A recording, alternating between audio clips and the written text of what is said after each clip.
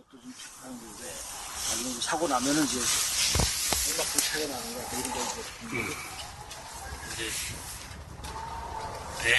배는 이제, 재해를 입는 케이스는 처음에 꽃이 필 때, 배는 이제 상주 기준으로 해서 4월 10일 전후 해가지고, 이게 배꽃이 핍니다. 배꽃, 사과하고 배는 다른 게 이제, 배는 꽃이 먼저 피고 잎이 나고, 사과는 잎이 먼저 나고, 그 다음에 꽃이 피어요.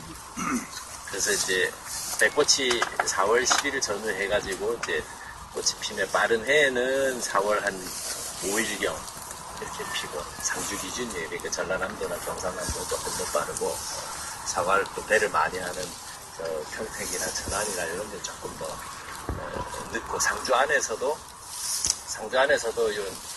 제가 있는 낙동 지역은 해발보다 그렇게 높지 않아서 좀 빨리 피고, 그 다음에 백두대간 서쪽에 모동이나 모서나 뭐 이쪽에는 여기 하면 일주일 정도 차이 납니다. 꽃이 피는 것도. 근데 이제 배가 이제 재해를 입는 경우는 그 꽃이 필 때 내지는 꽃이 피기 전에 모래를 좀 맺었을 때 서리가 얼어버려요. 그래서 암술이 수정 능력을 잃어버리면은, 꽃이 얼어서 잃어버리면 열매가 달리질 않아요. 그래서 없으면은 이제 동상에 특약을 들었을 때 이제 그게 보장이 되죠. 그래서 배는 전년도에든 종합보험, 이게 사글이 다 이렇게 보장해주는 종합보험으로 이제 드는 경우에는 동상의 특약에 대해서 이제 필요가 없이 절반을 갖다가 인정해주죠. 그 절반에서 자기 부담 20% 빼고 이제 보험 금액을 수령을 할 수 있는 거죠. 그렇게 돼 있고, 또 이제 지금처럼 이제 수정이 잘 돼가지고 이제 착과가 됐을 경우에 배에는 병이 많은 게 지금 보이세요? 네, 뭐야? 얘하고 얘하고 다르죠? 얘는 뭐 모양도 작아지고 멀쩡한 놈이고, 얘는 새까맣게 이제 점이 박혀 있어요. 이거는 이제 배 이제 치명적인 특성병이라고. 이 병에 대해서는 사실은 이제 보험적으로 보장이 안 되는 거예요. 예, 지금 이제 다 따내야 되는 거거든요. 이런 것들이 특성병인데, 상품성은 이게 전염됩니다. 더운 따뜻한 조건에서 전염이 많이 되는데, 작년하고 올해 4월달 이제 개화 전후를 해가지고 비가 계속 많이 왔었어요. 그때 이제 방제도 제대로 못하는 시기고, 그럴 때 이제 이렇게 병이 많이 옵니다. 그 다음에 이제 잎사귀에 보면은 이렇게 빨갛게 점이 박혀있죠? 요거는 이제 적성병이라는 건데, 요거는 이제 잎사귀에 요거 감염이 돼 있지만, 요것도 이제 열매에도 다 감염이 됩니다. 수정도 비용으로 나오고. 요거는 이제 면충이라는 벌레가 해놓은 건데, 뭐 크게 신경 안 써도 되는. 저는 이제 비료는 뭐 전혀 안 쓰고, 농약도 이제 안 쓰는 농사를 하다가, 사과 농사도 이제 무농약으로 하나 쫄딱 망하고, 이제 아주 조금의 약을 쓰고, 여기도 마찬가지로 이제 아주 최소한의 방제받는. 입수 이렇게 시큼한데, 이제 여기는 흑성병이 잎 자루에 이제 감염이 돼가지고, 이런 거는 이제 7월달, 8월달 되면 그 일찍 낙엽입니다. 이렇게 잎 자루에, 열매 자루에도 감염이 돼요. 그런 경우에는, 열매 자루에 감염이 되는 경우에는 그러면 낙화 되겠네요. 낙과가 되겠네. 안 되는데, 낙과는 안 되는데 열매가 굵질 않아요. 아. 심하게 된 건 낙과가 되기도 합니다. 그렇게 해서 흑성병, 적성병. 흑성병, 적성병이 이제 배 병으로는 제일 그 치명적인 병이에요. 그 다음에는 이제 우박이 있겠죠. 저도 우박을 몇 번 맞아본 적이 있는데, 우박이 왔을 경우에 평가하는 건 아시죠? 우박이 맞아가지고, 맞은 게 이제 비율이 얼마나 되느냐를 가지고 이제 보상 퍼센테이지가 정해지죠. 그 다음에 수확기에 대해가지고, 정상과서부터 상품성이 없는 과일까지 분류해가지고 거기에서 이제 가액을 산정을 하죠. 이제 그렇게 되는 거고. 그 다음에 배에는 제일 치명적인 게 사실 바람이에요. 큰 거는 1kg가 넘는데, 1kg 넘는 게 어마한 꼭지에 의존을 하고 있잖아요. 그런 꼭지에 이렇게 의존을 하고 있으니까 우리가 이제 뉴스 보면 태풍 왔다가 그러면은 제일 많이 보여주는 마치 배밭에 배밭, 이렇게 어. 쫙 떨어져 있는 거잖아요. 배는 뿌리가 굉장히 질겨요. 그래서 뿌리하고 가지도 질겨요. 그래서 잘 부러지거나 넘어지거나 하지 않는 대신에 이 꼭지가 약해가지고 낙과 피해가 제일 큽니다. 반면에 사과는 잘 자빠져요. 몸에 비해서 뿌리가 끊으면 뚝뚝뚝 부러져요. 그냥 부러듯이 부러지듯이 부러질까? 오이 부러지듯이 뚝 부러져요. 그래서 사과는 보면은 낙과보다도 오히려 도복 피해가 더 큽니다. 그래서 이제 사과나무 같은 경우에는 종합보험이 없죠. 그냥 일반에다가 그 다음에 동상의 특약에다가 그 다음에 나무 보상 특약까지 그렇게 상품이 만들어진 이유가 사과는 잘 자빠져서 자빠지고 나면은 피해 정도에 따라서 다르겠지만 못 쓰게 될 경우가 많이 있거든요. 저 하나만 여쭤볼게요. 네. 그 조사도 침수 조사 있지 않습니까? 그게 물에 잠긴 거를 갖다가 조사한다는데 지금 높이만 봐가지고 이 정도 과실이 달린 데까지 물이 잠깁니다.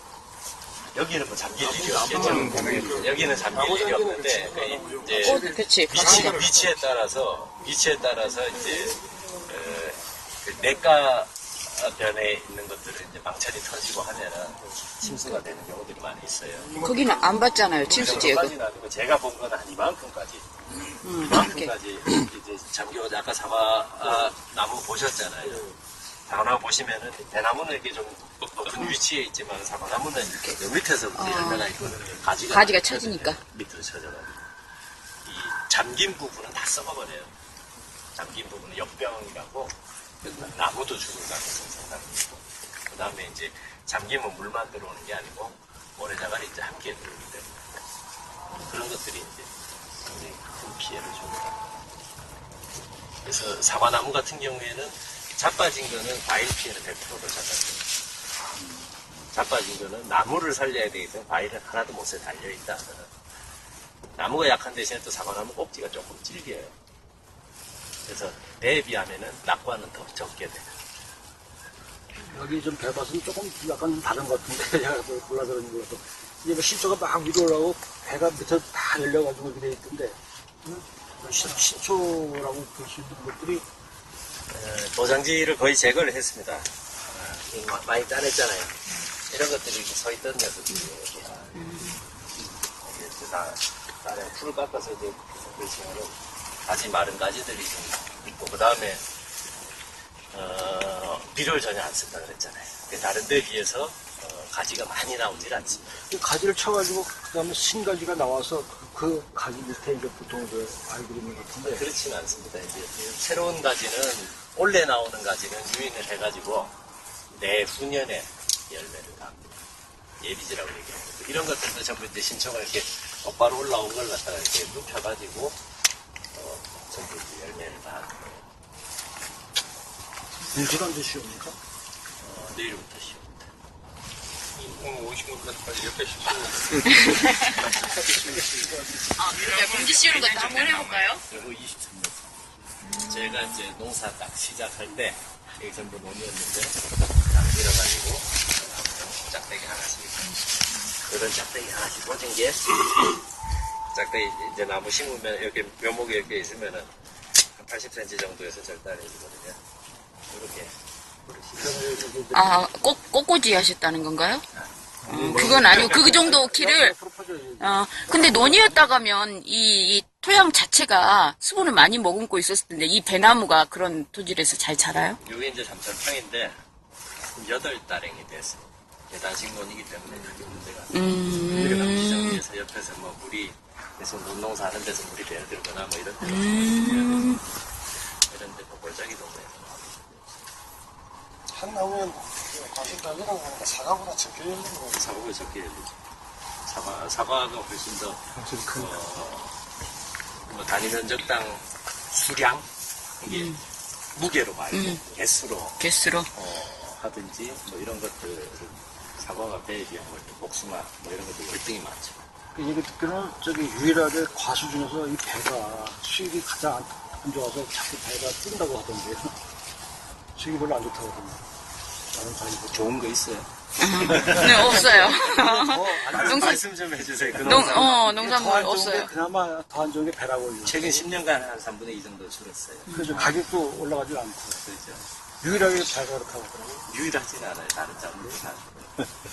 제 다른 작물들 뭐 사과 같은 경우에는 90년대 중반에 최고 정점에 갔었어요. 최고 많이 갔을 때 우리나라가 72만 톤까지 생산했었어요. 그러다 최고 많이 떨어졌을 때가 2000년 초반에 그 이후에 이제 계속해서 이제 사과에서 배로 복숭아로 이제 전환이 되고 그다음에 사과 폐원을 하고 하면서 32만 톤까지 떨어졌었어요. 그러다가 이제 조금씩 이제 늘어나고 그다음에 갱신하고 뭐 이러면서 사과가 이제 계속 그 양이 늘어나가지고 뭐 한 6, 7만 톤 하다가 작년에 53, 4만 톤 가니까 과잉이라고 난리가 나고 지금도 창고에 작년도 재고도 많이 쌓여있습니다. 그렇게 이제 이게 뭡니까? 뭐 아세요? 신고. 품종이와 뭐 품종은 뭐죠? 이게 신고가 제일 많아요. 신고가 다 신고예요. 어느 밭에 나가면 신고가 많다. 이렇게 생각합니다. 신고는 추석 때 내기 좀 그렇잖아요. 그럼 추석 나오는 게 있던데, 노란 거 작은 거. 노란 거 작은 아, 황금배라고 해서 나오는 거. 근데는 이제 참, 방금이야 이름을 지켜야겠네. 또 아시는 거 또 말씀하세요. 잊어먹었어요. 끝까지 있었는데. 불배. 돌배. 아, 영화한 거. 돌배는 뿌리를 돌배로 씁니다. 돌배, 묵직, 홍배 뭐 이런 것들을 갖다가 뿌리를 쓰고 그 위에다 접을 품종으로 접을 칠을 잘라서 결정이 되는 거예요. 뿌리는 돌배라고 그러죠. 그럼 돌배 어떤 특성을 살리기 위해서 거기에다가 젖을 붙이는 거예요? 돌배가 세력이 좋고 그다음에 뿌리가 굉장히 안정돼 있어요. 그리고 번식하기가 쉽고 숫자가 많아요. 저 포도밭에 가서 이게 어제 선생님이 이야기하시는데 겨울이 되면 이렇게 껍질을 벗겨주신다고 하시더라고요. 그럼 배도 혹시 그럽니까? 배도 이제 그 조피 작업이라 그러는데 우리가 이제 사람으로 얘기하면은 커지면은 이제 껍질이 터지잖아요. 각질이 일어나잖아요. 각질 제거해 주잖아요. 그거하고 똑같은 거라고. 얘들도 이제 연차가 지남에 따라서 계속 이제 붉어지잖아요. 얘들이 털갈이 하는 동안에 얘들도 가죽갈이를 하는 거예요. 껍데기. 그래서 그게 이제 벗겨지게 돼 있어요. 또 정상적인 경우에 정상적으로 일어나지만은 비정상적 병으로 감염됐다거나 뭐 이런 경우들도 있거든요. 그래서 그 안에서 이제 병해충들이 활동을 하는 경우들이 많이 있어요. 그래서 그걸 제거하고 겨울에 이제 내지는 잎이 나기 전에 방지하는 방법들이 있거든요. 그러니까 그 작업들을 반드시 하는 게 좋죠.